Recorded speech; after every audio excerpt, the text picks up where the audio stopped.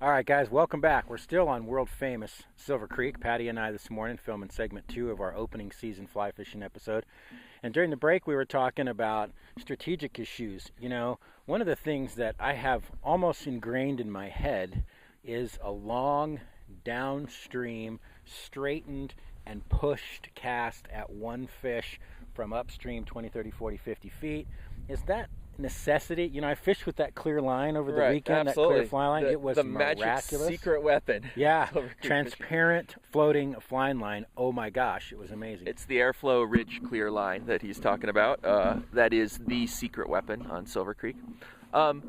It's often the classic Spring Creek downstream approach, which is very, very different than a lot of people are used to. Most fly fishers are used to casting up over fish's heads on a freestone river like the Big Wood and having that fly drift down towards them. Here, these fish, sometimes they don't like to see your line or your leader so much before they see the fly. So a lot of times we'll approach these fish either by wading in very quietly above them and doing like you talked about, a big stack mind kind of cast downstream above their heads and feeding line down so that fly goes straight down to them. Yeah. First thing they see is the fly. Fall River Drift. Fall River Drift. A lot of times we have the ability to go across or down and across. Good guide can teach you tricks like a reach cast. Yep. So you can have the line curve around and create that sort of downstream presentation with your fly without having to be straight upstream of these fish.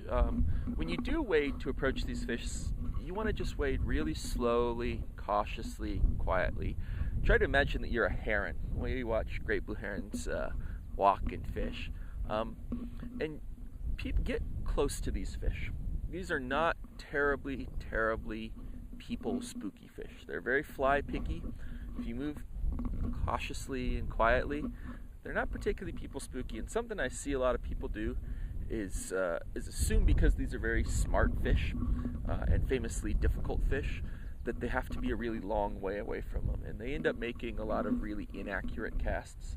You're better off to move slow and get within your comfortable casting and bad range. Drifts, gosh, and bad drifts. Line, the worse the drift. It's all about a dead drift on this river.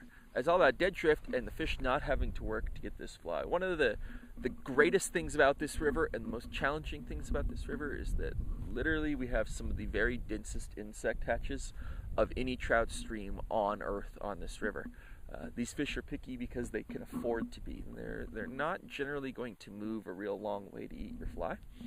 So it's got to look natural and it's got to come right down their nose. So you're better off to be a little bit closer to them and make a cast you can control than go for heroics. Right. Yeah, it's funny you say that. You know, in stepping in and out of the creek in the last 3 days, I've seen schools of damsel nymphs, 60, 80, 100 of them, just where you would put your foot, swimming in mass like little fish. It's hilarious. Yeah, absolutely. So the bug population is very dense. So let's talk about distance from the fish. I mean, I've noticed that if you're stealthy and still, or sometimes even if you blow fish out of a spot, get down, sit down, and just breathe, and they'll come right back in over the next 10 to 15 minutes. Most of them. The big pigs disappear for the day, but the normal size fish will come right back into their feeding lane, settle back down, and resume eating right after you get to your spot. Absolutely. You know, something a lot of people miss is that trout see very differently than we do. The way they see the world is very different. They see upwards in a 26-degree cone. Yep. And the closer they are to the surface, the smaller that little chunk of cone view of the world is. So when they're sitting right below the surface, sipping emergers, you can actually get quite close to them, especially, you know, if you're either directly in front of their nose or directly behind where their two blind spots are.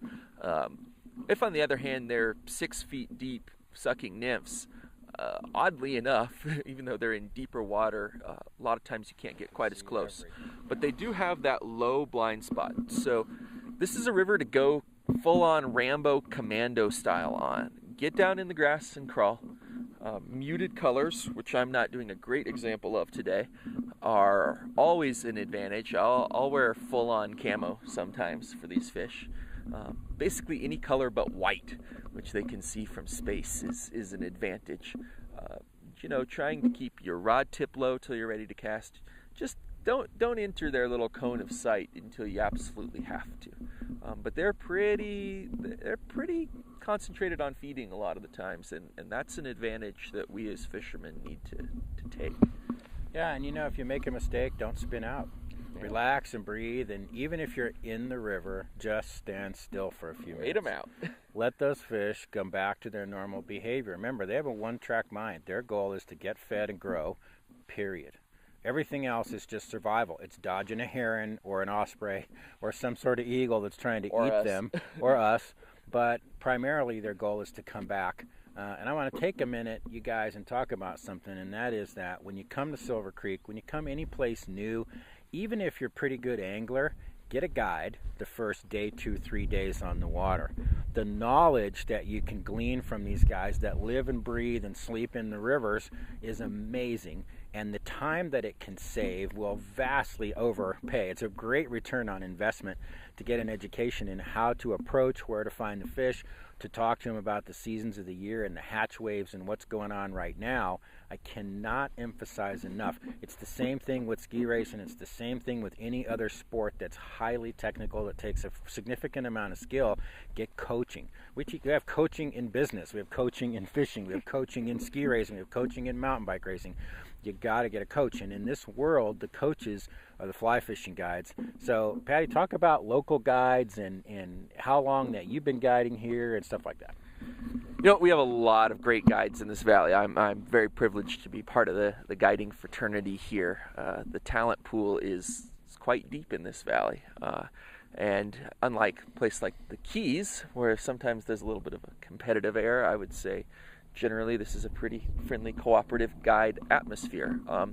As a guide, my piece of advice about guiding and about getting a guide is always take it as a learning opportunity. I think I'm like most guides in that I see my job as essentially a teaching operation.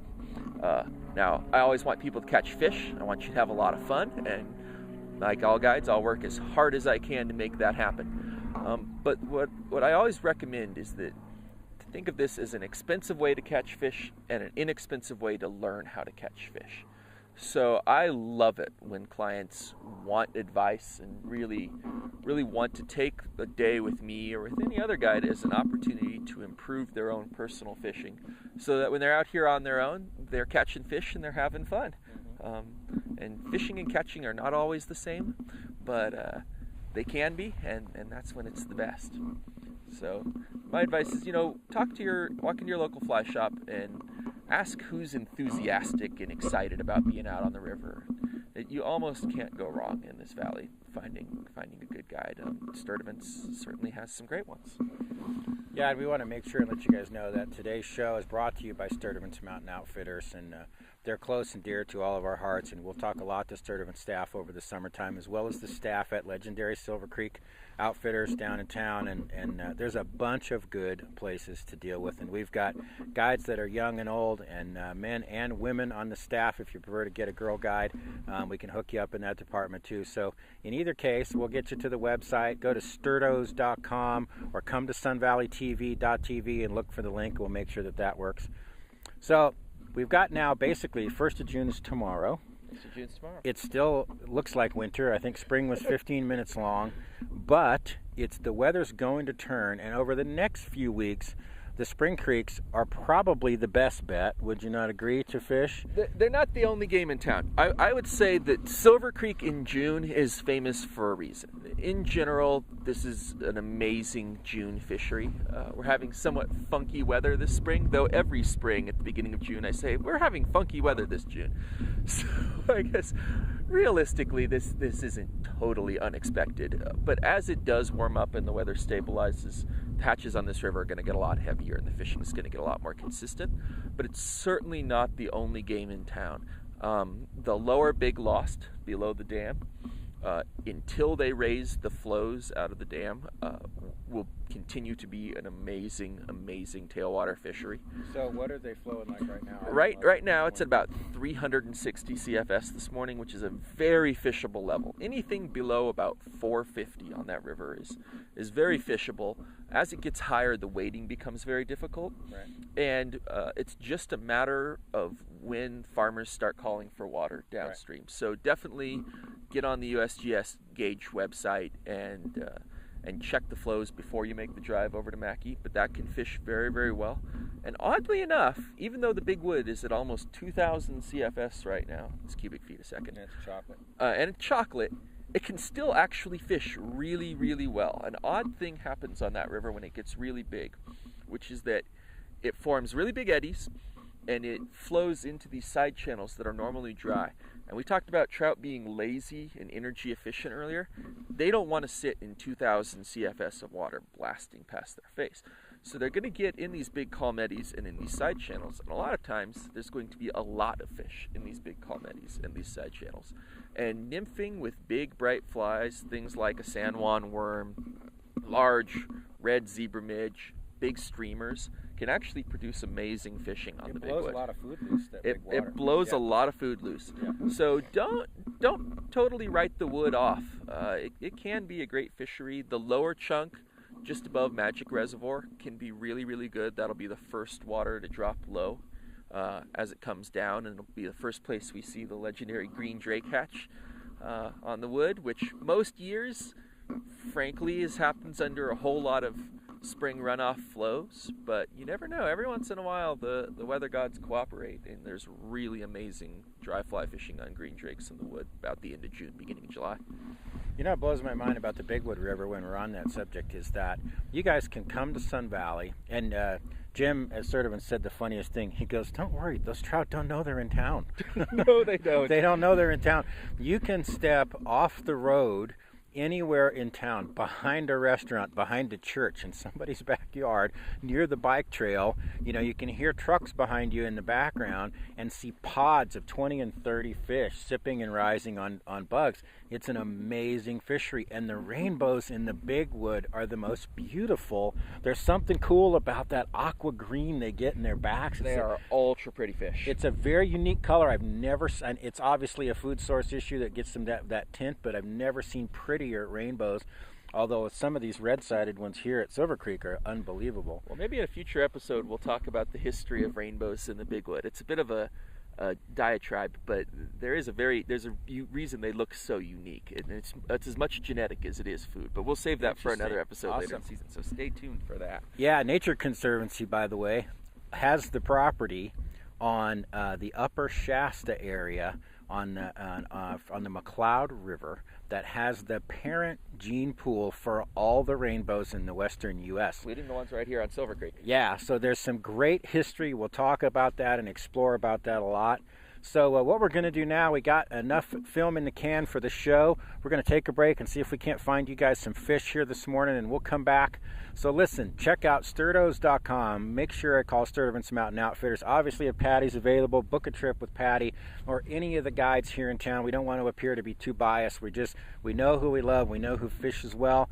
God bless you guys. We'll see you in a week for Sun Valley TV. Take care. We'll see you soon.